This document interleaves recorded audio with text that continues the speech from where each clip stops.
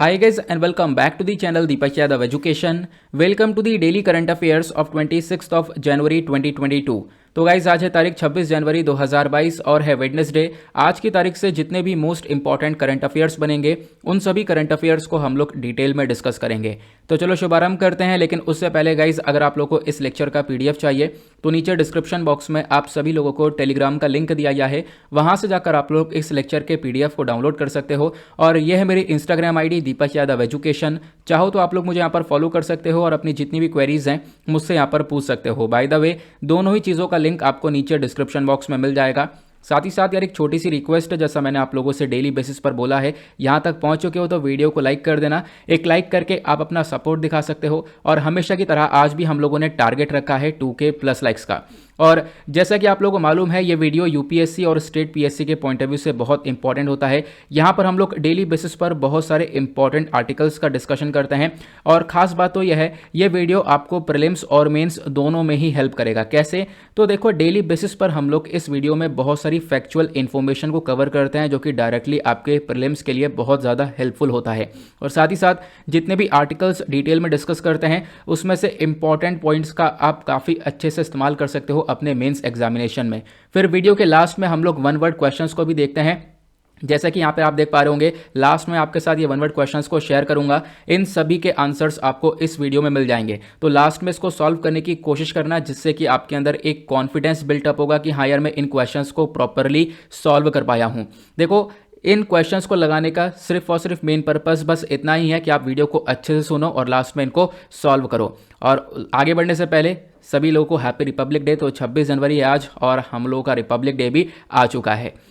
और आगे बढ़ने से पहले एक बात और, जैसे मैं डेली बेसिस पर बोलता हूं, चाहो तो आप लोग साथ ही साथ नोट्स को प्रिपेयर कर सकते हो। अदरवाइज इस लेक्चर का पीडीएफ तो आप लोग को मिल ही जाता है। इस पीडीएफ को डाउनलोड करना और डाउनलोड करने के बाद अपने पास स्टोर करना। जब भी आपको टाइम मिले इसमें से इंपॉर्टेंट पॉइंट्स को निकाल कर अपने नोट्स में इनकॉर्पोरेट कर लेना।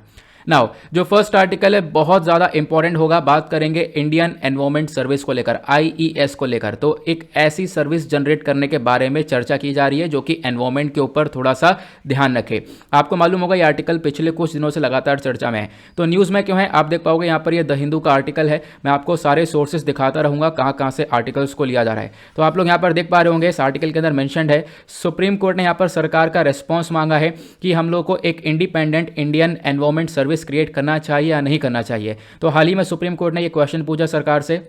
अब देखेंगे एग्जैक्टली क्या होता है आने वाले टाइम पर। फिलहाल देखो यहाँ पर क्या होगा, एक इंडियन एनवायरमेंट सर्विस बनाई जाएगी जो कि क्या करेगी, एनवायरमेंट के ऊपर अच्छे से ध्यान रखेगी। और इस एनवायरमेंट सर्विस को क्रिएट करने के लिए एक रिकमेंडेशन बहुत पहले ही आ चुका था। लगभग आज से पहले 2014 के अंदर एक रिकमेंडेशन आया था एक कमेटी के थ्रू। ठीक है, उस कमेटी को हेड किया था TSR सुब्रमण्यम जी ने। तो इस कमेटी के थ्रू यहाँ पर पहले भी रिकमेंडेशन आ चुका है। मतलब इंडियन एनवायरमेंट सर्विस को जनरेट करने की बात कोई नई नहीं है, बहुत लंबे समय पहले से यहां पर यह बात चल रही है। अब पहले तो यह जान लो यह आर्टिकल आपके एग्जामिनेशन के पॉइंट ऑफ व्यू से कैसे इंपॉर्टेंट होगा। जब आप लोग सिलेबस देखोगे तो जीएस पेपर 3 के अंदर बहुत सारे टॉपिक्स मेंशन्ड हैं, जैसे कि एनवायरमेंटल पोल्यूशन एंड डिग्रेडेशन और डिजास्टर मैनेजमेंट का। यहां से आप लोग इस आर्टिकल को रिलेट कर सकते हो। पहले तो मैं आप लोग को इस TSR सुब्रमण्यम कमेटी के बारे में बता देता हूं। यह बेसिकली एक हाई लेवल कमेटी है जिसको बनाया गया था 2014 में अगस्त के महीने में। सुब्रमण्यम जी के चेयरमैनशिप के अंडर में इसको बनाया गया था। जो ministry of environment forest and climate change है उसने इस कमेटी को बनाया था। कमेटी का मेन मकसद ये था कि जो एनवायरमेंटल लॉज है उनको रिव्यू किया जाए। ठीक है, जो भी हमारे पर्यावरण के लेकर कानून वगैरह बनाए गए हैं उनको रिव्यू किया जाए, प्लस उनको एक सीक्वेंस में लेकर आया जाए जहां जहां पर जरूरत है और वो कानून लागू होने चाहिए। तो इसके लिए यहाँ पर एक कमेटी को लाया गया था। एग्जैक्टली आप कह सकते हो कि हमारा जो भी एनवायरमेंट है उसको एक अच्छे से प्रोटेक्शन मिले और जो भी लॉज आज के टाइम पर एग्जिस्ट करते हैं रिगार्डिंग दिस एनवायरमेंट, उन लॉस को टाइम पर अच्छे से इंप्लीमेंट किया जाए, उसके लिए यहां पर इस कमेटी को बनाया गया था। नाउ बात करते हैं अब हम लोग इंडियन एनवायरमेंट सर्विस के बारे में। ठीक है, ये याद रखना इंडियन एनवायरमेंट सर्विस अलग है ये, बिल्कुल ठीक है। अब इस सर्विस को बनाने के बारे में चर्चा की गई है। देखो बोला गया कि ये सर्विस रहेगी तो एक एक्सपर्ट ग्रुप की तरह काम करेगी और एनवायरमेंटल मैटर्स को अलग से देखेगी। मतलब ये पर्टिकुलर सर्विस, जैसा कि ये इसका नाम ही बता रहा है, सिर्फ और सिर्फ एनवायरमेंट को देखने के लिए यहां पर बनाया जाएगा। आखिरकार एक क्वेश्चन और उठता है कि हम लोग को ऐसी ज़रूरत क्यों पड़ गई कि यहाँ पर हम लोग एनवायरमेंट सर्विस को अलग से जनरेट कर रहे हैं। तो पहले ज़रूरत क्या है, देखो इसको सुनो। यहाँ पे बोला गया आज के टाइम पर लगातार हमारा एनवायरमेंट डिग्रेड होता हुआ नजर आ रहा है। एनवायरमेंट डिग्रेडेशन हो रहा है, इकोलॉजिकल इम्बैलेंस हो रहा है। आपको पता होगा क्लाइमेट चेंज का एक बहुत बड़ा इंपैक्ट देखने को मिल रहा है, पानी की कमी देखने को मिल रही है। तो मतलब क्या है, हमारा एनवायरमेंट कहीं ना कहीं एक तरीके से डिक्लाइन होता हुआ नजर आ रहा है। तो उस एनवायरमेंट के ऊपर थोड़ा सा ज़्यादा फोकस दिया जाए, थोड़ा सा ज़्यादा ध्यान दिया जाए। इसलिए हम लोगों को ये पूरा ग्रुप साथ ही साथ मतलब आप कह सकते हो पूरा सर्विस जो है इंडियन एनवायरमेंट सर्विस ये लाने की आवश्यकता है। ठीक है, तो ये यहाँ पर इसके लिए नीड बताया गया। दूसरी नीड क्या है कि आज के टाइम पर जो सिटीजन्स है वो बहुत सारी एनवायरमेंटल इश्यूज को फेस कर रहे हैं। आपको मालूम है जब हमारा एनवायरमेंट एक तरीके से मतलब पल्यूट हो चुका है तो पोल्यूशन काफ़ी बढ़ा, वाटर पोल्यूशन बढ़ा। ठीक है, जो वेस्ट है उसका सही से यहाँ पर ट्रीटमेंट नहीं हो पा रहा है। तो इससे क्या हो रहा है, इससे अगेन जो सिटीजन रह रहे हैं एनवायरमेंट के अंदर, जो उस पर्टिकुलर सोसाइटी के अंदर लोग रह रहे हैं, वो सबसे ज़्यादा प्रॉब्लम्स फेस कर रहे हैं, ये यहाँ पर एग्जैक्टली कहना है। तो उन लोगों को एक सिक्योरिटी मिले, उन लोगों को यहाँ पर एक अच्छा एनवायरमेंट मिले, इसको इंश्योर करने के लिए हम लोग को एक एनवायरमेंट सर्विस चाहिए होगी, जहाँ पर कुछ ऑफिसर्स होंगे जो कि एनवायरमेंट को रिगार्डिंग लॉस को इंप्लीमेंट करेंगे और एनवायरमेंट को लोगों के लिए, सिटीजन्स के लिए बेहतर से बेहतर बनाने के ऊपर काम करेंगे। ये यहां पर इसकी नीड रही। उसके बाद यहां पर क्या बोला गया, अगर हम देखें तो एक और बहुत बड़ा कॉज ये है कि हमारा एनवायरमेंटल डिग्रेडेशन हो तो रहा है, लेकिन आज के टाइम पर देखो हमारा जो भी सिस्टम है, खासकर एनवायरमेंटल सिस्टम, ये प्रॉपरली काम नहीं कर रहा है। हमारे पास देखो लॉस काफ़ी अच्छे अच्छे हैं, लेकिन हम लोग क्या कर रहे हैं, उस लॉस को अच्छे से इंप्लीमेंट नहीं कर पा रहे हैं, उनको लागू नहीं कर पा रहे हैं, जिसकी वजह से एनवायरमेंट रेगुलरली डिग्रेड हो रहा है। इसी वजह से हम लोग को इंडियन एनवायरमेंट सर्विस की आवश्यकता पड़ चुकी है आज के टाइम पर, यह इस आर्टिकल में बताया गया। क्लियर हुआ। अब उसके बाद यहां पर जो कमेटी है TSR सुब्रमण्यम कमेटी, इन्होंने कुछ चीज़ों को ऑब्जर्व किया। वो ऑब्जर्वेशन क्या है मैं आपको बताता हूं। सबसे पहली बात, इन्होंने आज के टाइम का करंट एडमिनिस्ट्रेटिव सेटअप को देखा, मतलब आज के टाइम पर सिस्टम कैसा चल रहा है हमारा उसको देखा। उसको देखते हुए यहाँ पर इन्होंने बताया कि जो भी हमारे गवर्नमेंट सर्वेंट्स हैं जो कि एनवायरमेंट को लेकर काम कर रहे हैं, उनके पास प्रॉपर स्पेशल टाइम नहीं है एनवायरमेंट के मसलों को सुलझाने का। ठीक है, मतलब कि आप देख पाओगे लॉज, रूल्स एंड रेगुलेशंस सब कुछ होने के बावजूद भी आज के टाइम पर हम लोग अच्छे से चीज़ों को इंप्लीमेंट नहीं कर पा रहे हैं। जो गवर्नमेंट सर्वेंट्स आपको ये देखने को मिलेंगे, ठीक है, इनके पास प्रॉपर स्पेशल टाइम नहीं देखने को मिलेगा। ये लोग भी यहाँ पर एनवायरमेंट का जो मसला है उसको नहीं सुलझा पा रहे हैं। तो ये चीज़ें ऑब्जर्व करी गई इस कमेटी के थ्रू। फिर उसके बाद एक चीज़ और ऑब्जर्व करी इस कमेटी ने, वो है लैक ऑफ स्पेशलाइज्ड कार्डर। मतलब कि आज के टाइम पर देखने को क्या मिलता है, जो इस एनवायरमेंट का सेक्टर है इसके अंदर जो ट्रेनिंग पर्सनल्स होने चाहिए थे, मतलब जो बिल्कुल ट्रेंड रहे वो पर्सनल्स होने चाहिए थे जो लोग काम करें इसके अंदर। ठीक है, जो हमारी स्टेट गवर्नमेंट, सेंट्रल गवर्नमेंट के पॉलिसीज़ हैं, उन पॉलिसीज़ को अच्छे से इंप्लीमेंट करा कोई। ठीक है, उस पॉलिसीज़ को अच्छे से सुपरवाइज करे कोई, उसके लिए कोई व्यक्ति होना चाहिए। लेकिन आज के टाइम पर वही व्यक्ति नहीं है। इसी वजह से इंडियन एनवायरमेंट सर्विस की आवश्यकता पड़ेगी। यहाँ पर हम लोग अलग से लोगों को रिक्रूट करेंगे जो कि यहाँ पर एनवायरमेंट के ऊपर ध्यान देगा, क्योंकि आज के टाइम पर प्रॉपरली कोई वर्किंग ऑफिशियल है नहीं जो कि एनवायरमेंट पर ध्यान दे। उसके बाद ये बताते हैं कि देखो इंडिया के पास स्ट्रॉन्ग एनवायरमेंट पॉलिसी आपको देखने को मिलेगी। हमारे पास जैसे मैंने आपको बता दिया पहले, बहुत सारे रूल्स एंड रेगुलेशंस, फ्रेमवर्क देखने को मिलेंगे, लेकिन क्वेश्चन ये है कि हम लोग उसको इंप्लीमेंट नहीं कर पाते हैं। जो इंप्लीमेंट का प्रोसेस है वो बहुत ज़्यादा कमज़ोर है आज के टाइम पर हमारा, ये हम लोग को देखने को मिलता है। ठीक है, और क्या होता है, जो भी एनवायरमेंटल गवर्नेंस आपको देखने को मिलेगा ये प्रॉपरली हो नहीं रहा है। तो इसकी वजह से आवश्यकता है हम लोग यहाँ पर दूसरी चीज़ों को अपनाएं और एनवायरमेंट को मजबूत करें।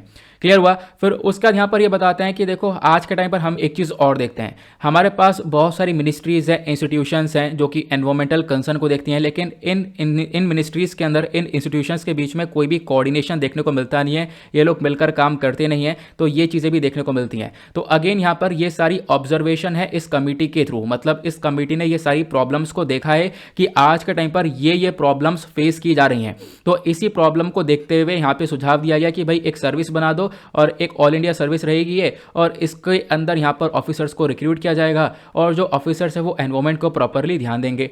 एक क्वेश्चन ये भी आता है कि देखो इसमें बहुत सारे चैलेंजेस भी हैं, परेशानियां भी आ रही हैं। परेशानियां क्या है, तो देखो ये जो इंडियन एनवायरमेंट सर्विस रहेगा, क्योंकि ऑलरेडी आपने एक और सर्विस क्रिएट कर रखा है, आप कह सकते हो कि यूपीएससी एग्जाम करवाता है किसका, IFOS का, इंडियन फॉरेस्ट सर्विस का।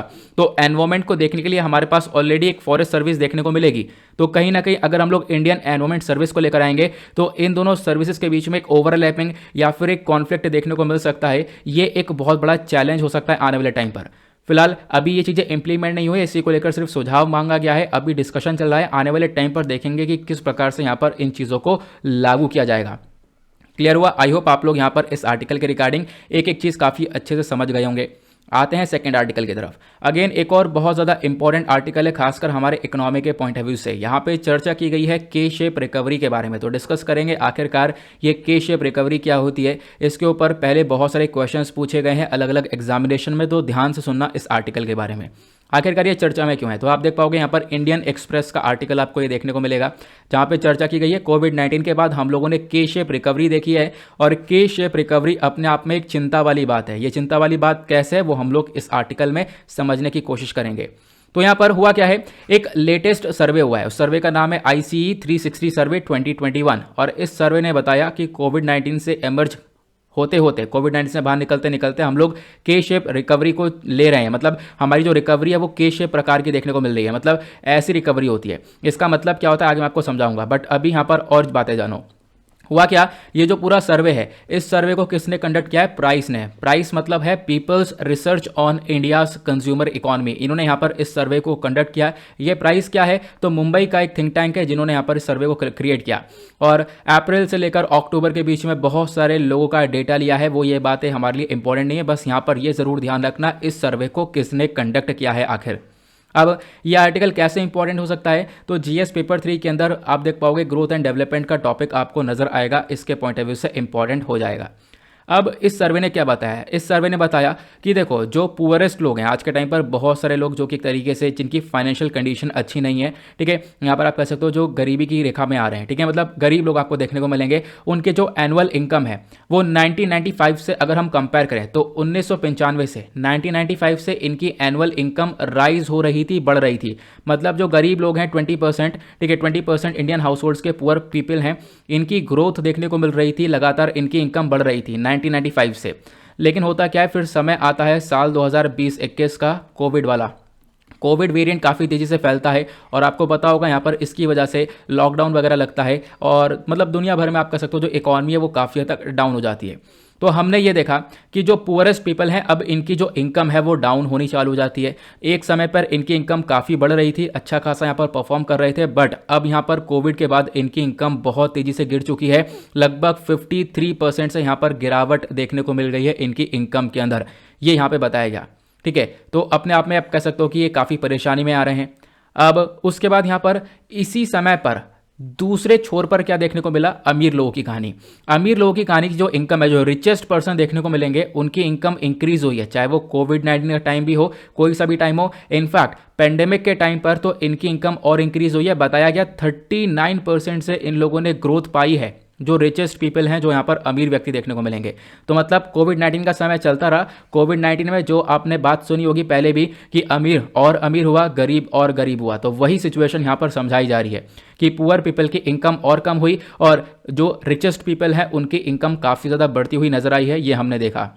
उसको लेकर यहाँ पर एक डेटा पब्लिश किया गया है, इस डेटा को आप लोग देख सकते हो। यहाँ पे जो टर्म दी गई है, ये जितने भी नंबर्स दिए गए, ये लाख में अमाउंट दिया गया है, तो आपको इसको लाख में देखना।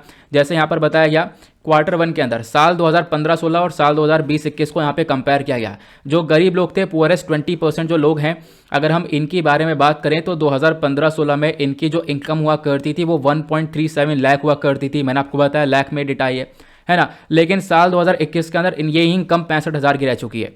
तो मतलब 52.6% से गिरावट देखने को मिली है इनकी इनकम में। कब? कोविड-19 पेंडेमिक के टाइम पर। उसी प्रकार से ये डेटा बताता है अगर हम लोअर मिडिल इनकम वालों लोगों की बात करें, क्योंकि यहाँ पर आप देख पाओगे जब भी हम लोग मिडिल और यहाँ पर अपर मिडिल, लोअर मिडिल, इन सबको देखते हैं तो यहाँ पर आपको ये 5 क्राइटेरिया देखने को मिलेगा। एक होता है पुअरेस्ट सेक्टर, उसके बाद लोअर मिडिल, एक मिडिल, उसके बाद अपर मिडिल एंड देन उसके बाद रिचेस्ट। तो अगर हम लोअर मिडिल की बात करें तो लोअर मिडिल की इनकम भी 2015-16 में 1,85,000 के आसपास हुआ करती थी। ये बेसिकली एनुअल इनकम है, सालाना इनकम है, ठीक है। साल 2020-21 के अंदर ये कितनी हो गई? 1,25,000 हुई कोविड-19 की वजह से। तो मतलब कि इनकी भी गिरावट देखने को मिली है 32.4% से। उसके बाद यहाँ पर मिडिल इनकम का भी यही हाल आपको देखने को मिलेगा। इनकी इनकम काफ़ी ज़्यादा थी, ठीक है। अभी क्या हुआ, इनकी भी इनकम के अंदर काफ़ी बड़ी गिरावट देखने को मिली है और इनका भी इनकम मतलब आप टोटल डेटा देखोगे तो 8.9% से गिरावट देखने को मिली। लेकिन वहीं पर आप जो अमीर व्यक्ति हैं, थोड़े से अपर मिडिल और रिचेस्ट कैटेगरी के अंदर आते हैं, तो इनकी इनकम जिनकी 3 लाख 5 लाख और ऐसे ऐसी इनकम देखने को मिलती थी, तो इनकी इनकम बड़ी है। जिसकी 5 लाख थी उसकी 7 लाख हो चुकी है कोविड-19 के टाइम पर, ऐसा यहाँ पर बताया गया। 39% से ग्रोथ देखने को मिली है। फिर उसके बाद ओवरऑल लास्ट में जो ग्रोथ देखने को मिली 8.4% की, और सरकार ने क्या बोला, गवर्नमेंट बोला हमारी ग्रोथ हुई है, ठीक है, इनफैक्ट हमारी इकोनॉमी रिकवर कर रही है। लेकिन आप लोग देख पाओगे सिर्फ और सिर्फ इकोनॉमी जो हमारी रिकवर कर रही है वो सिर्फ और सिर्फ एक ही छोर से कर रही है। अब एक ही छोर से कर रही है, दूसरा सेक्टर हमारा डूब रहा है। इसी को बोलते हैं के शेप रिकवरी। मैं आपको डायरेक्टली के शेप के फॉर्मूले पर लेकर चलता हूँ। फॉर्मूला क्या, यहाँ पर एग्जैक्टली टर्म के ऊपर लेकर चलता हूँ। ये आपको केक नजर आ रहा होगा, ठीक है, केक नहीं केक, ठीक है। अब यहाँ पर के है तो यहाँ पर आप देख पाओगे कुछ प्रोफेशनल्स हैं, आईटी सेक्टर है, अमीर लोग हैं जो कि यहाँ पर ग्रो कर रहे हैं। और उसी समय पर आप देख पाओगे यहाँ पर कुछ और दूसरे लोग हैं जो कि यहाँ पर डाउन जाते हुए नजर आ रहे हैं, जो पुअर सेक्टर के अंदर लोग देखने को मिलेंगे। यहाँ पर आप लोग देख पा रहे होंगे, ये वाला कर्व आप अच्छे से समझो, ठीक है। के शेप में क्या होता है, जो टेक्नोलॉजी हो गई, मैंने आपको बताया ना, आईटी सेक्टर्स वगैरह हो गए, उन्होंने काफ़ी अच्छा पैसा कमाया इस कोविड-19 के दौरान, ठीक है। आपके पास काफ़ी सारी टेक्नोलॉजी आपने यहाँ पर रिसीव करी है, काफ़ी कुछ पैसा कमाया है। वहीं पर आप देख पाओगे जो छोटे छोटे बिजनेस थे, ठीक है, जो अपने सीजनल बिजनेस थे, सीजन के हिसाब से काम चलाते थे, तो इन सब का बिजनेस बहुत तेजी से डाउन होता हुआ नजर आया है। तो मतलब के शेप रिकवरी में क्या है कि एक समय पर यहाँ पर दो तरीके की रिकवरी देखना, मतलब कि एक छोर तो आप देख पाओगे बढ़ता हुआ नजर आ रहा है, दूसरा छोर हमारा डाउन होता हुआ नजर आ रहा है। लेकिन जब ओवरऑल डेटा निकाला गया तो हमारी यहाँ पर ग्रोथ देखने को मिली, और उसी ग्रोथ को यहाँ पर सरकार दिखा रही है कि हाँ, इंडिया के अंदर ग्रोथ देखने को मिली है, ठीक है। तो एक छोर से ग्रोथ हो रही है, दूसरे छोर से ग्रोथ नहीं हुई है। इसी को हम लोग बोलते हैं के शेप रिकवरी। ध्यान से इसको याद रखना, और इसका कोई डायग्राम अपने पेपर पर या फिर जहां पर भी आपने नोट्स वगैरह बनाए हो वहां पर बना लेना। पीडीएफ तो आपको मिल ही जाएगा, वहां से भी आप लोग इनको देख सकते हो। तो क्लियर हुआ, मैंने आपको बता दिया जो अर्बन पुअर पीपल है, जो शहर में रहने वाले गरीब व्यक्ति थे, वो सबसे ज़्यादा सफ़र किए हैं, ठीक है। उनकी सबसे बुरी हालत हुई है, क्योंकि हमने देखा कोविड-19 की वजह से इकॉनमी हमारी पता है -23 आप कह सकते हो इतना तक डाउन हो गई थी। -23% से कॉन्ट्रैक्शन देखने को मिला था, ठीक है। फिर उसके बाद यहाँ पे बढ़ते बढ़ते थोड़ा सा 7.3 तक यहाँ पर पहुँच चुकी थी, मतलब फिर भी 7.3 से कॉन्ट्रैक्शन देखने को मिला। माइनस का मतलब यह है कि आप कह सकते हो जो हमारी इकॉनमी रिकवरी है वो यहाँ पर डाउन आते आते माइनस में चली गई, ठीक है। तो यहां पर हम लोग बोलते हैं इसको एक तरीके से कॉन्ट्रैक्शन हुआ है, हमारी जीडीपी ग्रोथ बहुत ज़्यादा कम हुई है। तो हमारी जीडीपी ग्रोथ काफ़ी कम थी, उसी के बेसिस पर हमने देखा सबसे ज़्यादा जो सफ़र करने वाले व्यक्ति थे वो अर्बन पुअर आपको देखने को मिलेंगे, जो कि यहाँ पर शहर में रहने वाले गरीब व्यक्ति थे, क्योंकि जॉब लॉस देखने को मिला। क्योंकि जब कोई काम बचा नहीं था तो क्या हुआ, लोगों की जॉब गई, ठीक है, इनकम डाउन हो गई। उसका जो छोटे छोटे व्यापारी थे, ठीक है, उन्होंने यहाँ पर आप कह सकते हो काफ़ी बड़ा लॉस झेला है इस पूरे पेंडेमिक के टाइम पर। तो इसी की वजह से ये लोग काफ़ी सफ़र किए हैं। तो आज के टाइम पर आपको ध्यान रखना है, पूछा जाए कि इंडियन इकोनॉमी की रिकवरी कैसी है, तो यहाँ पर के शेप की रिकवरी आपको ये देखने को मिलेगी। के शेप क्या होता है ये आप लोगों ने समझ लिया। इकोनॉमिक रिकवरी क्या होती है आप लोगों ने समझ लिया। जब भी हमारी जो एक तरीके से रिकवरी है, एक तरीके से हमारा एक रिसेशन पीरियड निकला, ठीक है, अब हमारी थोड़ा सा जो बिजनेस एक्टिविटीज़ वगैरह हैं वो इंप्रूव हो रहे हैं, हमारी इकोनॉमी रिकवर कर रही है, जो मनी है वो सर्कुलेट हो रहा है, उसको हम लोग रिकवरी बोलते हैं, ठीक है। अब यहाँ पर आपको ये भी ध्यान रखना है, जब भी रिकवरी के बारे में बात होती है तो अलग अलग शेप की रिकवरी होती है। मैंने आपको बताया, अभी आपने के शेप के बारे में समझा, ठीक है। सिर्फ के तक कहानी नहीं रुकती है, ये अलग अलग शेप आते हैं, जैसे कि जेड शेप रिकवरी भी होती है, वी शेप होती है। वी शेप मतलब रिकवरी है एकदम से गिरी हमारी और तुरंत उठ जाना, ठीक है। तो यहाँ पर ऐसे यू शेप रिकवरी होती है, या फिर आप कह सकते हो इलांगेटेड यू शेप होती है, डब्ल्यू शेप होती है, एल शेप रिकवरी। तो अलग अलग यहाँ पर आप देख पाओगे ये शेप की रिकवरी देखने को मिलती है। अभी जस्ट हमारा पॉइंट ये है कि हम लोग के शेप को पढ़ें, और के शेप के ऊपर हमने अच्छे से कवर कर लिया है सारी बातों को। अब के शेप रिकवरी के अंदर आपने जो भी पिक्चर को देखा है, समझा है, इसको लिखोगे कैसे, तो यहाँ पर ये पॉइंट्स लिखे हुए हैं जो कि मैंने अभी आप लोगों को सारी बातें बताई हैं। के शेप रिकवरी के अंदर एक डिवीजन देखने को मिलता है, जहां पर एक आप कह सकते हो छोर ग्रो हो रहा है, और दूसरा छोर की साइड पे यहाँ पर लोग जो है आप कह सकते हो कि उनकी जो जॉब्स वगैरह वो जा रही हैं, और वो जो दूसरा वाला छोर है वो काफ़ी हद तक डाउन होता हुआ नजर आएगा। क्लियर हुआ। तो यहाँ पर इसको आप लोग ऐसे लिख सकते हो, ये पॉइंट्स मैंने यहाँ पर मेंशन कर दिए हैं, और साथ ही साथ डायग्राम बना लेना। इससे यहाँ पर काफ़ी अच्छी तरीके से आपका ये जो टॉपिक है के शेप रिकवरी का, ये भी हमारा इकोनॉमिक रिकवरी का पार्ट है, ये अच्छे से तैयार हो जाएगा। आगे बढ़ते हैं अगले आर्टिकल पर। नाउ नेक्स्ट आर्टिकल बहुत ज़्यादा इंपॉर्टेंट होने वाला है हमारे एग्जामिनेशन के पॉइंट ऑफ व्यू से। अभी पेरू के अंदर इमरजेंसी लगा दी गई है, खासकर एक एनवायरमेंटल इमरजेंसी। अब ये एनवायरमेंटल इमरजेंसी क्यों लगाई गई, ये आप लोग पीछे नज़ारा देख रहे हो, ये समुद्र है, यहाँ पर क्या हुआ है, ये काला पड़ गया कैसे, क्योंकि इसके अंदर तेल फैल चुका है। तेल जो कच्चा तेल होता है ना, वो फैल चुका है समुद्र के अंदर, जिसकी वजह से आप देख पाओगे कैसे यहाँ पर जानवरों की मौत हुई है। ठीक है, यहाँ पर जानवर डेड हो चुके हैं, सिचुएशन काफ़ी ख़राब हो चुकी है। इसी वजह से एनवायरमेंटल इमरजेंसी को लगा दिया गया पेरू के अंदर। तो आर्टिकल अपने आप में इंपॉर्टेंट है। कैसे इंपॉर्टेंट होगा तो मैंने आपको बता दिया। यह आर्टिकल आपका एनवायरमेंट का है, तो जीएस पेपर 3 के अंदर आपका एनवायरमेंट सेक्शन मेंशन है, जैसे एनवायरमेंटल, पॉल्यूशन, डिग्रेडेशन और डिजास्टर मैनेजमेंट। तो यहाँ पर जो पेरू की सरकार है, इन्होंने 90 दिन की इमरजेंसी लगा दी है। और यहाँ पर आप कह सकते हो हुआ क्या था, हुआ ये कि तोंगा वाले रीजन पर, आपको मालूम होगा तोंगा में एक बहुत बड़ा बवाल हुआ था, एक वॉल्केनिक इरप्ट हुआ था। ठीक है, यहाँ पर जो समुद्र के अंदर वॉल्केनो था, एक तरीके से सबमरीन वॉल्केनो जिसको बोलते हैं, वो वॉल्केनो इरप्ट हुआ, वो वॉल्केनो फटा। और उसकी मतलब जो फ्रीक्वेंसी थी वो बहुत ही ज़्यादा तेज़ थी। मतलब इतना एक्सपेक्टेशन हमने कभी लगाया ही नहीं था कि हाँ इतना तेज़ वॉल्केनो फट सकता है, जिसका साउंड 10,000 किलोमीटर तक सुनाई दिया हो। ठीक है, तो मतलब सिचुएशन काफ़ी ख़राब हुई थी। एग्जैक्टली आप ये समझ सकते हैं। अच्छा, आप लोग को ये बताना है ये वॉल्केनो का नाम क्या था। आपको पता होगा रिसेंटली मैंने, चाहे वो द हिंदू न्यूज़पेपर का वीडियो हो, चाहे वो डेली करंट अफेयर का वीडियो हो, सभी के अंदर यहाँ पर इस वॉल्केनिक इरप्शन के बारे में सारी बातें कवर करी थी। तो आप लोग नीचे कमेंट सेक्शन में इसके बारे में बताना। तो हुआ क्या, यहाँ पर ये वॉल्केनो इरप्ट हुआ। अब वॉल्केनो इरप्ट हुआ तो इससे वेव क्रिएट हुई। कौन सी wave? Freak wave. Freak wave क्या होती है आगे मैं आपको बताऊंगा। बहुत ज़्यादा टफ वेव्स होती हैं, बहुत ज़्यादा हाई वेव्स होती हैं। इनफैक्ट इसमें जो जहाज़ है वो भी यहाँ पर डूब जाता है, इतनी तगड़ी वेव होती हैं, लहर जो पानी की होती है। तो ये वॉल्केनो जैसे ही इरप्ट हुआ, ये पानी की लहरें बनी, और इन लहरों की वजह से आप कह सकते हो यहाँ पर ये डैमेज हुआ पेरू के अंदर। और बोला गया कि जो 6,000 बैरल थे क्रूड ऑयल के, वो समुद्र के अंदर गिर गए। ठीक है, अब क्या हुआ यहाँ पर, मतलब इसी लहर की वजह से जो इनका कोस्टल टेरिटरी है वो डैमेज हुआ, और 6,000 बैरल समुद्र के अंदर गिर गए। और इसी की वजह से क्या हुआ, अब समुद्र के अंदर गिरे तो तेल वो फैल गया। अब तेल फैला तो यहाँ पर सिचुएशन काफ़ी ख़राब हो चुकी है। जो फिशेस हैं, बर्ड्स हैं, सील्स हैं, ये एक तरीके से काफ़ी हद तक ख़त्म हो चुकी हैं, यहाँ पर इनकी जान जा रही है।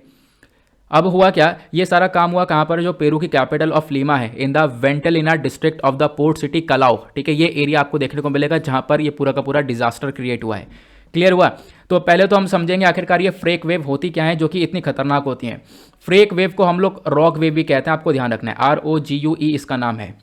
ये बेसिकली डिफाइन की जाती है नॉर्मल वेव से 2 गुना ज़्यादा यहाँ पर हाइट का एरिया का देखने को मिलता है। मतलब कि वेव ऐसी जिनकी बहुत ज़्यादा हाइट हो कि शिप्स भी यहाँ पर एक तरीके से काफ़ी परेशान हो जाए, जहाज़ भी, बड़े बड़े जहाज़ भी डूब जाते हैं। मैंने आपको बताया ना, रॉक वेव यहाँ पर बड़े बड़े जहाज़ को डिसेबल कर सकती है, उनको डुबा सकती है।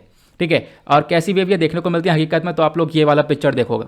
ठीक है, इस पिक्चर में आपको दिख रहा होगा कि यहाँ पर कितनी तेज़ी से ये वेव आ रही है, और इस वेव में यहाँ पर आप लोगों ने ये शिप देख रहा होगा कि किस प्रकार से ये शिप यहाँ पर स्ट्रगल कर रहा है इस वेव के अंदर। इसी को हम लोग बोलते हैं रॉक वेव। तो ऐसी यहाँ पर जब वॉल्केनो इरप्ट हुआ तो ऐसी वेव यहाँ पर तेजी से क्रिएट हुई, और वेव जाकर एक तरीके से पेरू पर टकरा गई।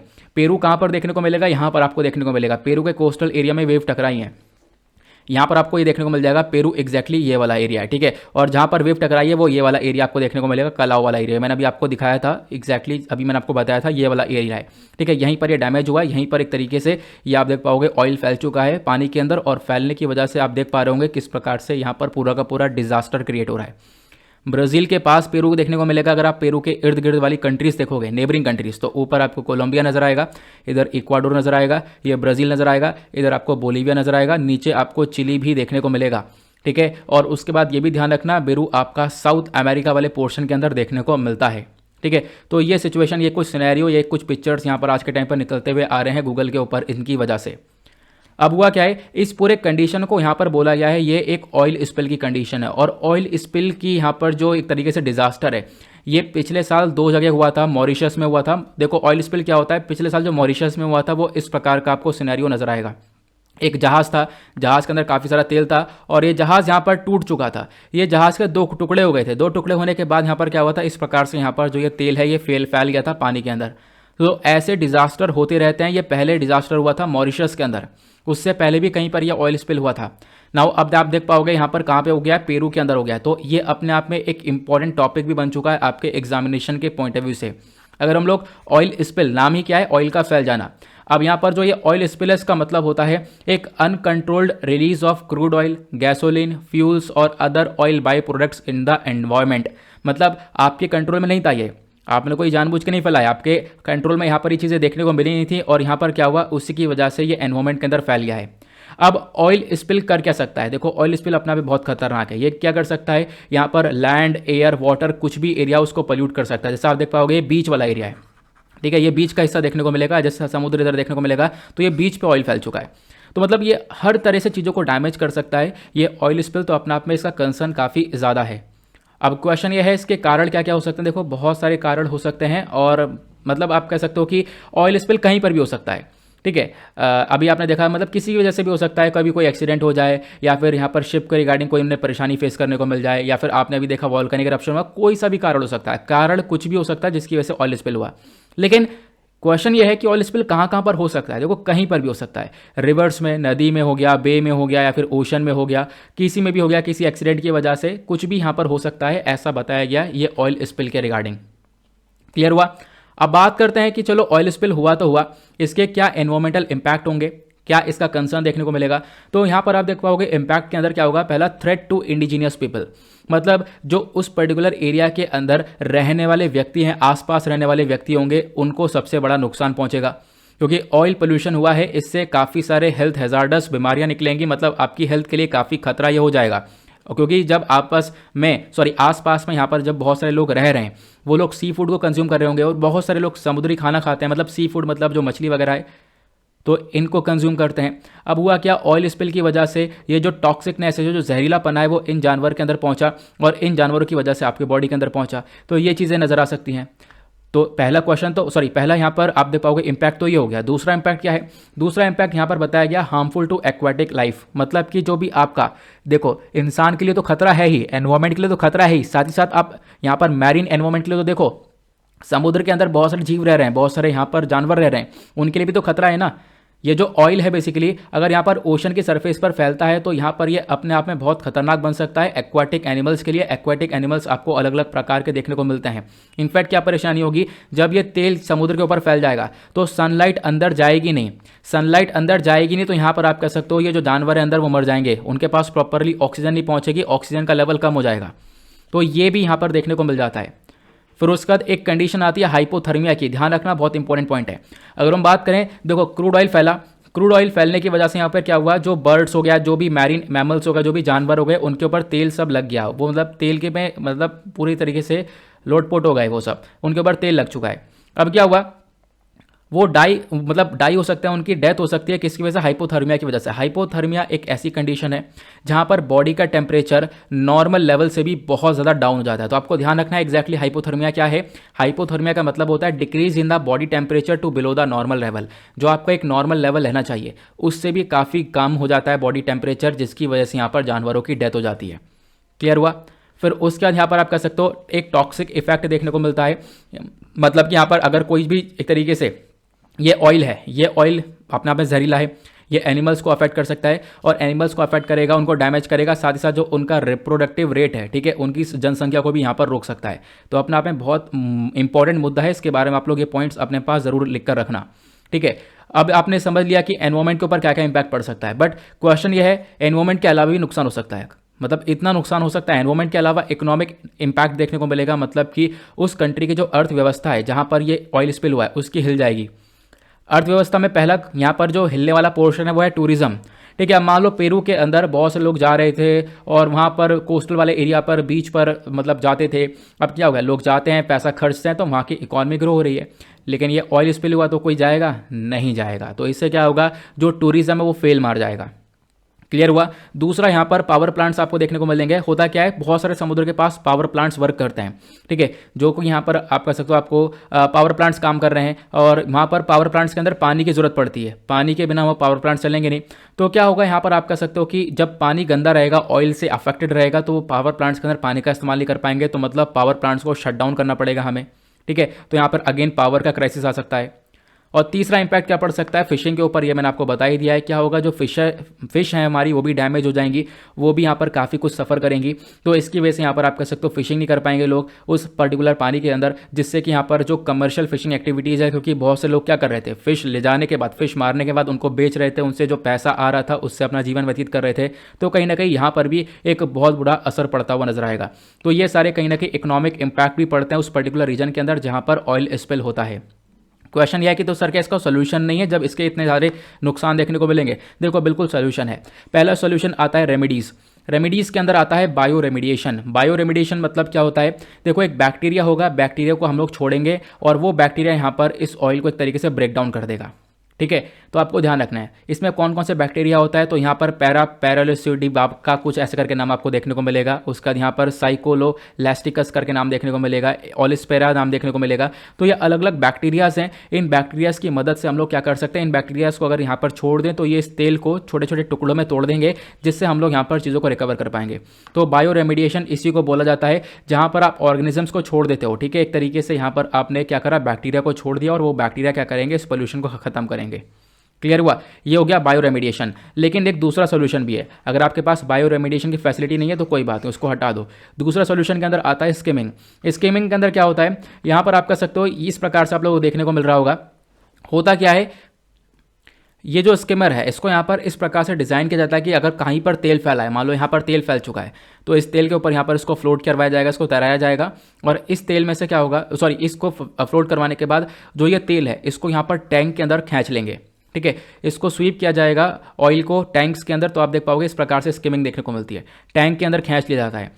ठीक है, तो एक तो ये सोल्यूशन हो गया। दूसरा डिस्पर्शन, मैंने आपको बताया डिस्पर्शन के अंदर आप लोग केमिकल्स वगैरह डाल सकते हो, जिसकी वजह से ऑयल या ब्रेक डाउन हो जाएगा, छोटे छोटे हिस्सों में टूटेगा और उसके बाद यहाँ पर वो खत्म हो जाएगा। या फिर जिस भी हिस्से में आग लगी है, ठीक है, वहाँ पर किनारे किनारे बूम लगाओ। बूम मतलब फ्लोटिंग बैरियर, मतलब कि ऐसा एरिया लगा दो, यहाँ पर बूम लगा दिया, अब इससे तेल बाहर नहीं फैलेगा। ठीक है, आपने यहाँ पर ये फ्लोटिंग बैरियर लगा दिया, यहाँ पर आपने रोक दिया कि हाँ भाई इतने हिस्से में तेल है, आपने किनारे किनारे यहाँ पर एक बाउंड्री बना दी। ठीक है, इसको फ्लोटिंग बैरियर बोलते हैं। फिर उसके बाद क्या करो, उसके अंदर आग लगा दो। आग लगा दोगे तो यहाँ पर वो तेल जल जाएगा। स्किमिंग क्या होता है मैं ऑलरेडी आप लोगों को बता चुका हूँ। ठीक है, यहाँ पर मैंने आप लोगों को बता दिया कि किस प्रकार से ऑयल को खींच लिया जाता है। तो यहाँ पर एक बूम का प्रोसेस मैंने आपको बता दिया। ये नया ऑयल बैरियर है, देखो ये एक डिज़ाइन किया जाता है ताकि हम लोग ऑयल को बाकी एरिया में फैलने से रोकें। तो इस प्रकार से हमारे पास एक बाउंड्री होती है, जो कि यहाँ पर क्या होगा, एक जहाज़ पे पीछे बंदी हुई है और इस जहाज़ को यहाँ पर पानी के पास ले जाने के बाद हम लोग क्या करेंगे, ऑयल के किनारे किनारे बिछा देंगे। ऑयल के किनारे किनारे बिछा दिया जाएगा तो तेल यहीं पर रुक जाएगा, तेल बाकी दूसरी जगह पर फैलेगा नहीं। इसको हम लोग बोलते हैं ऑयल बैरियर। तो यहाँ पर ये सारी फैसिलिटीज़ हम लोग को मिल जाती हैं। तो ये सारे सोल्यूशन हैं जिसके रिगार्डिंग हम लोग काम कर सकते हैं और ऑयल स्पिल को रोक सकते हैं। उसके बाद एक और यहाँ पर इंपॉर्टेंट पॉइंट आता है, वो ये है, क्या इसको लेकर कोई कानून नहीं है कि मतलब ऑयल स्पिल को कम करने के लिए कोई कानून होना चाहिए जब ऐसे बड़े बड़े इंसिडेंट हो रहे हैं, इतना बड़ा खतरा इससे पैदा होता है। तो देखो आज के टाइम पर अगर हम बात करें तो कोई भी ऐसा प्रॉपर लॉ देखने को मिलेगा नहीं। लेकिन जब हम लोग इंडिया के पर्सपेक्टिव में बात करें तो इंडिया के पास ऐसा लॉ है, national oil spill disaster contingency plan of 1966 आपको देखने को मिलेगा, जो कि इस प्रकार की सिचुएशन को हैंडल करता है। तो भारत के पास आपको ये एनवायरमेंटल डैमेज का लॉ देखने को मिलेगा, आपको ध्यान रखना है। ठीक है, कौन सा लॉ है, ऑयल स्पिल को रोकने के लिए national oil spill disaster contingency plan of 1996, यहाँ पर आपको ये लॉ देखने को मिलेगा। ये जो पूरा का पूरा डॉक्यूमेंट है इसको लाया गया था मिनिस्ट्री ऑफ डिफेंस के थ्रू 1996 में। देन उसके बाद आखिरी बार इसको अपडेट किया गया था 2006 के अंदर। ये बोलता है कि जो भी हमारे इंडियन कोस्ट गार्ड हैं, ठीक है, उन लोगों को एक तरीके से कोऑर्डिनेट करना चाहिए। वो कोऑर्डिनेट करेंगे स्टेट डिपार्टमेंट के साथ, मिनिस्ट्रीज़ के साथ, या फिर जो बंदरगाह की अथॉरिटीज़ हैं उनके साथ। ठीक है, और क्या होगा, इनके साथ मिलकर ये लोग काम कर सकते हैं। अगर कोई भी ऑयल स्पिल होता है तो वहाँ पर उसको साफ करने पर ऑपरेशन चलाया जा सकता है। उस ऑपरेशन में ये सारी बॉडीज़ मिलकर काम कर सकती हैं। तो ये हो गई हमारी ऑयल स्पिल की कहानी। आई होप आप लोग यहाँ पर इसको काफ़ी अच्छे से क्लियर कर पाए होंगे। ना आगे बढ़ते हैं आज के लास्ट आर्टिकल की तरफ। ये भी एक इंपॉर्टेंट आर्टिकल है, यहाँ पे चर्चा की गई है ओबीसी रिजर्वेशन को लेकर। देखो ओबीसी का रिजर्वेशन लोकल बॉडी पोल्स के अंदर क्या है, इसको हम लोग थोड़ा सा समझेंगे। महाराष्ट्र का एक मुद्दा उठ रहा है, ये रिसेंटली द हिंदू के अंदर, इंडियन एक्सप्रेस के अंदर, लाइव मिनट के अंदर, सभी न्यूज़पेपर्स में इस आर्टिकल को कवर किया गया था। ये न्यूज़ में क्यों है, क्योंकि आप देख पाओगे यहाँ पर द हिंदू ने भी इसको कवर किया है। ओबीसी का जो रिजर्वेशन है लोकल बॉडीज़ को लेकर, सुप्रीम कोर्ट ने इसके रिगार्डिंग यहाँ पर कुछ ऑर्डर दिए हैं, 3 स्टेप का क्राइटेरिया बताया है। अगर कोई राज्य अगर ये 3 स्टेप का क्राइटेरिया फॉलो नहीं करेगा तो वो अपने लोकल बॉडीज़ के अंदर ये आप कह सकते हो ओबीसी को लेकर रिजर्वेशन नहीं दे पाएगा। तो इसी को लेकर मुद्दा छिड़ा हुआ है महाराष्ट्र के अंदर, तो इसको हम डिस्कस करेंगे। तो हाल ही में सुप्रीम कोर्ट ने इस पूरे प्ली को सुना कि भाई यहाँ पर अभी क्या किया है ना, सुप्रीम कोर्ट ने महाराष्ट्र के ऊपर रोक लगा दिया है। महाराष्ट्र के ऊपर रोक लगाया कि ये लोग यहाँ पर अपने जो भी लोकल बॉडीज़ है उसके अंदर ओबीसी का रिजर्वेशन नहीं देंगे। अब ये रोक लगाया क्यों गया, क्योंकि मैंने आपको बताया ना सुप्रीम कोर्ट ने कुछ स्टेप्स जारी कर रखे हैं। एक केस हुआ था 2010 में, तभी सुप्रीम कोर्ट ने बोल दिया था कि अगर आपको लोकल बॉडी में यहाँ पर जो भी हमारे पंचायत वगैरह होता है, तो अगर आपको लोकल बॉडी में क्या करना है, रिजर्वेशन देना है तो आप दे सकते हो, लेकिन आपको ये 3 स्टेप फॉलो करना होगा। चलते हैं उस 3 स्टेप पर ताकि हम लोग थोड़ा सा अच्छे से समझ पाएँ इस आर्टिकल को। ये आर्टिकल आपका जीएस पेपर 2 के पॉइंट ऑफ व्यू से इंपॉर्टेंट हो जाएगा। जब आप लोग सिलेबस देखोगे तो सिलेबस के अंदर वेरियस टॉपिक मेंशन है, जैसे कि Indian constitution, judgement and cases, यहाँ से आप लोग रिलेट कर सकते हो। बात करते हैं सबसे पहले इसके बैकग्राउंड की। तो देखो मैं आपको इसके बैकग्राउंड पे लेकर चलता हूँ।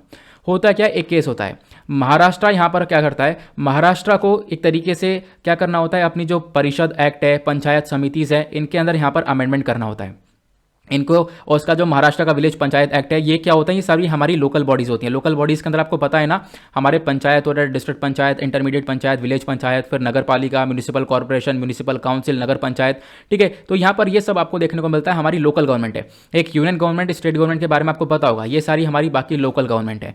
तो बाकी लोकल गवर्नमेंट के लिए सुप्रीम कोर्ट ने रिजर्वेशन दिया हुआ है कि आप जब यहाँ पर इलेक्शन करवाओगे तो यहाँ पर आप लोग ओबीसी के लिए रिजर्वेशन रख सकते हो, ओबीसी के इतने लोग आप लोग रख सकते हो। तो क्या हुआ, महाराष्ट्र जब इसके अंदर यहाँ पर आप कह सकते हो अपने एक्ट में बदलाव कर रहा था, तो इन्होंने यहाँ पर बोला कि जो इलेक्शन होंगे लोकल बॉडी के अंदर, यहाँ पर हम लोग रिजर्वेशन रखेंगे, ठीक है, इतना रिजर्वेशन रखेंगे। अब कितना रखेंगे उसके लिए कुछ खास बात है नहीं अपने आपके जानने के लिए, लेकिन इतना रखने वाले हैं। सुप्रीम कोर्ट ने क्या किया, इसको स्ट्रक डाउन कर दिया। सुप्रीम कोर्ट बोला नहीं, हम लोग इसको अलाउ नहीं करेंगे। क्यों? क्योंकि आप लोग प्रॉपर क्राइटेरिया फुलफिल नहीं कर रहे हो। क्यों? क्योंकि महाराष्ट्र ने बोला रिजर्वेशन देंगे विदाउट एम्पेरिकल रिपोर्ट, मतलब बिना किसी डेटा के। और सुप्रीम कोर्ट ने क्या बोला है कि हमने 3 स्टेप बता रखे हैं, उन 3 स्टेप को फॉलो करना है। वो 3 स्टेप कौन से हैं वो आप लोग यहां पर जानोगे, ठीक है। तो मैं आपको वही बताता हूं कि 3 स्टेप क्या है। एक केस हुआ था साल 2010 में, इस केस का नाम जरूर ध्यान रखना। यहाँ पर आई होप आप लोग को ये पिक्चर दिख रहा होगा, अदरवाइज जूम कर लेना, बाकी आपको पीडीएफ मिल जाएगा, पीडीएफ में से भी आप लोग इसको देख पाओगे। एक 5 जज की कॉन्स्टिट्यूशनल बेंच बैठी थी, के Krishnamurthy versus union of India, 2010 में केस हुआ था। यहाँ पे जजमेंट आया और जजमेंट के बेसिस पर सुप्रीम कोर्ट ने बोला कि जो लोकल बॉडीज होती हैं, लोकल बॉडीज क्या होती हैं अभी आप लोगों ने समझा, लोकल बॉडीज में रिजर्वेशन परमिसिबल है। रिजर्वेशन यहाँ पर हम लोग परमिट कर रहे हैं, लेकिन होगा क्या, यहाँ पर परमिशन के साथ साथ हमने परमिशन दिया, लेकिन आपको 3 चीज़ें फॉलो करना होगा। जो भी राज्य सरकार है वो इन 3 चीज़ों को फॉलो करेगी, उसके बाद यहाँ पर इसके इलेक्शन में रिजर्वेशन रखेगी। तो 3 चीज़ें क्या क्या होंगी, सुप्रीम कोर्ट ने पहला बोला कि आपको रिजर्वेशन देने से पहले एक डेडिकेटेड कमीशन बैठाना है, ताकि आप लोग एक एम्पेरिकल इंक्वायरी कर सको कितने ओबीसी के क्राइम, मतलब कितने आपके बैकवर्ड क्लासेस वाले लोग देखने को मिलेंगे, ठीक है, ठीक है, मतलब किस बेसिस पर आप लोग उनको बैकवर्ड बता रहे हो, तो ये डेटा पहले तैयार करोगे। उसका सुप्रीम कोर्ट ने बोला दूसरा क्या करना है आपको, दूसरा आपको क्या करना है यहाँ पर कि जो भी यहाँ पर रिजर्वेशन है बेसिकली उसकी कितनी रिक्वायरमेंट है, कितनी भी रिक्वायरमेंट वो मैटर नहीं करता है, लेकिन यहाँ पर तीसरे पॉइंट ने बताया ये कि आपको जो भी रिजर्वेशन होगा वो 50% से ज़्यादा क्रॉस नहीं करना है। हालांकि आप जितना भी रिजर्वेशन दे सकते हो दे देना लोकल बॉडीज़ में, लेकिन वो 50% से ज़्यादा क्रॉस नहीं होना चाहिए। और 50% के अंदर सिर्फ आप लोग ओबीसी को ही रिजर्वेशन नहीं दोगे, ओबीसी के साथ साथ एससीज हैं, एसटीज हैं, ओबीसीज हैं, ये तीनों को साथ में मिलाकर आपको 50% का दिया जा रहा है, एक लिमिट है। 50% से ज़्यादा आप लोग रिजर्वेशन नहीं दोगे अपने लोकल बॉडीज़ के अंदर। लेकिन महाराष्ट्र ने आप कह सकते हो 1-2 क्राइटेरिया फुलफिल किया। दूसरा क्राइटेरिया यहाँ पर क्या, एक डेटा कंडक्ट नहीं कर पाया। अब यहाँ पर क्या है, तो महाराष्ट्र का प्ली यही है कि सरकार सुप्रीम कोर्ट के पास जाना, सुप्रीम कोर्ट से कहना यार हम लोगों को ये इलेक्शन करने दो, ठीक है, ये ओबीसी का रिजर्वेशन देने दो, लेकिन सुप्रीम कोर्ट बोलता है नहीं, हम लोग आपको अलाउ नहीं करेंगे। क्यों? क्योंकि आपने इस क्राइटेरिया को फुलफिल नहीं किया, क्योंकि करना क्या था, ये स्टेप फॉलो करने थे, ठीक है। तो इसी की वजह से इशू देखने को मिला। तो स्टेट यहाँ पर क्लेम करता है कि हम लोगों ने 2 स्टेप तो फॉलो कर लिए हैं, कमीशन अपॉइंट किया, डेटा को गैदर किया। अब यहाँ पर एक और दिक्कत देखने को मिल रही है। अब क्या है, ये स्टेट बाद में आके अब सुप्रीम कोर्ट से बोलता है कि अब हम लोग ये स्टेप उठा रहे हैं, अब हम लोग चीज़ों को कंडक्ट कर रहे हैं, तो अब यहाँ पर हमें करने दो, ये रिजर्वेशन देने दो, ठीक है। तो सुप्रीम कोर्ट ने बोला, सुप्रीम कोर्ट ने यहाँ पर बोला है चलो इसको देखा जाएगा। अब जो महाराष्ट्र की सरकार है उसको डायरेक्ट किया गया और यहाँ पर आप कह सकते हो सबमिट किया सारा डेटा जो भी था एक तरीके से, मतलब महाराष्ट्र सरकार को, जो महाराष्ट्र गवर्नमेंट है उनसे बोला कि आप डेटा सारा सबमिट करो, जो भी ओबीसी का डेटा है वो सब आपका सबमिट कर दो Maharashtra state commission for backward classes को, ताकि हम लोग चेक कर सकें कितना सही है कितना गलत है, और फिर उसके बाद आपको यहाँ पर बताया जाएगा, रिकमेंडेशन दे दी जाएगी कि कैसे कैसे करना है। तो अभी फिलहाल यहाँ पर मुद्दा सुलझने में आ सकता है आने वाले टाइम पर, ये हम लोग देख पाएंगे, ठीक है। तो अभी मुद्दा क्या था, आई होप आप लोग समझ गए होंगे। बस समझना इतना है, लोकल बॉडीज़ के अंदर रिजर्वेशन है, बिल्कुल है, वहाँ पर इलेक्शन होगा, आप लोग रिजर्वेशन रख सकते हो, बट किस क्राइटेरिया पे है वो मैंने आप लोगों को बता दिया। सुप्रीम कोर्ट के अंदर एक केस हुआ था 2010 के अंदर, उसके बारे में ध्यान रखना, बस इतनी सी बात है। और 3 स्टेप के बारे में ध्यान रखना कि आपका एक्सीड वगैरह नहीं करना चाहिए, आपको एक डेटा तैयार करना है और यहाँ पर प्रॉपरली इंक्वायरी वगैरह करनी है, ठीक है। तो ये चीज़ें हैं। तो अभी यहाँ पर महाराष्ट्र सरकार ने बोला चलो हमने अब ये चीज़ें फॉलो कर रहे हैं, अब हम लोग को यहाँ पर एक तरीके से रिजर्वेशन देने दो। तो सुप्रीम कोर्ट ने बोला बिल्कुल, अब हम लोग इन चीज़ों को देखेंगे अच्छे से, फिर उसके बाद आप लोग को हम लोग यहाँ पर बता देंगे एग्जैक्टली क्या करना है क्या नहीं करना है। क्लियर हुआ? फिर उसके बाद यहाँ पर अब आई होप आप लोगों ने वीडियो काफ़ी अच्छे से सुना होगा और उस वीडियो के अंदर जितने भी क्वेश्चन बने हैं मैंने आप लोगों को यहाँ पर लगा दिया। हालांकि क्वेश्चन कुछ ज़्यादा खास नहीं बने हैं, वीडियो के अंदर एक क्वेश्चन लगाने का मेन पर्पस बस इतना ही है कि यहाँ पर आप लोग वीडियो को अच्छे से सुन पाओ। तो डिस्कस करते हैं। पहले आपसे क्वेश्चन यहाँ पर पूछा जाता है, एक लेटेस्ट रिपोर्ट के अकॉर्डिंग एक लेटेस्ट सर्वे हुआ है, उस सर्वे ने बताया कि भाई हमारी जो के शेप रिकवरी है वो निकल कर आ रही है। ठीक है, इकोनॉमी के अंदर हम लोग के शेप रिकवरी देख रहे हैं कोविड-19 पेंडेमिक के टाइम पर। तो ये कौन सा सर्वे हुआ था, उस सर्वे का नाम बताना है। प्लस यहाँ पर एक महाराष्ट्र थिंक टैंक है जिन्होंने ये सर्वे कंडक्ट किया था, उसका नाम भी बताना है। नेक्स्ट क्वेश्चन में आपसे पूछा जा रहा है यहाँ पर कि देखो एक वेव होती है, एक वेव मतलब एक यहाँ पर लहर होती है पानी की, जिसको डिफाइन करते हैं wave that is 2 times the significant wave the height of the area. ठीक है, मतलब कि क्या है कि बेसिकली नॉर्मल वेव से आप देख पाओगे ये वेव काफ़ी ज़्यादा मतलब हायर होती है, काफ़ी खतरनाक वेव होती है। उसको वेव हम उस वेव को क्या बोलते हैं, उस वेव का नाम बताना है। अभी हमने थोड़ी देर पहले ही डिस्कस किया था। नेक्स्ट क्वेश्चन आपसे पूछता है कि आज के टाइम पर देखो कोई भी लॉ देखने को नहीं मिलेगा ऑयल स्पिल को सुलझाने के लिए, लेकिन यहाँ पर इंडिया के अंदर एक लॉ है, उस लॉ को बताना है जो कि यहाँ पर ऑयल स्पिन की कंडीशंस को यहाँ पर सॉल्व करता है। नेक्स्ट क्वेश्चन आपसे पूछा गया है, जो इंडियन एनवायरमेंटल सर्विस है इसको क्रिएट करने के लिए बहुत पहले साल 2014 में ही रिकमेंडेशन दी गई थी एक कमेटी के थ्रू। उस कमेटी को हमारे जो फॉर्मर कैबिनेट सेक्रेटरी है उन्होंने हेड किया था, उनका नाम क्या है नीचे कमेंट सेक्शन में आप लोगों को बताना है। अगला क्वेश्चन आप लोगों से पूछा गया, जो ऑयल कोटेड बर्ड से मैरिन मैमल्स हो गए, इनकी जान जा सकती है हाइपोथर्मिया से। ठीक है, मतलब जान जाती है हाइपोथर्मिया से। और हाइपोथर्मिया क्या होता है एग्जैक्टली आप लोगों को बताना है, क्योंकि भाई मैंने आपको बताया था हाइपोथर्मिया में एग्जैक्टली क्या होता है। जब यहाँ पर एक जानवर हाइपोथर्मिया से सफ़र करता है तो उसको क्या फेस करना पड़ता है, वो कंडीशन आप लोग को यहाँ पर बतानी है। आई होप आप लोग यहाँ पर अच्छे से सुन पाए हो, इनको सॉल्व कर पाओगे। इनके आंसर्स मैंने यहाँ पर प्रोवाइड करवा दिए हैं, लेकिन यहाँ पर खुद इसको सॉल्व करने की कोशिश करना। नाउ इसी के साथ करते हैं हम लोग अपने लेक्चर को समाप्त। मिलते हैं आप लोगों से नेक्स्ट वीडियो में। आज के लिए bye bye, have a nice day, thank you and जय हिंद।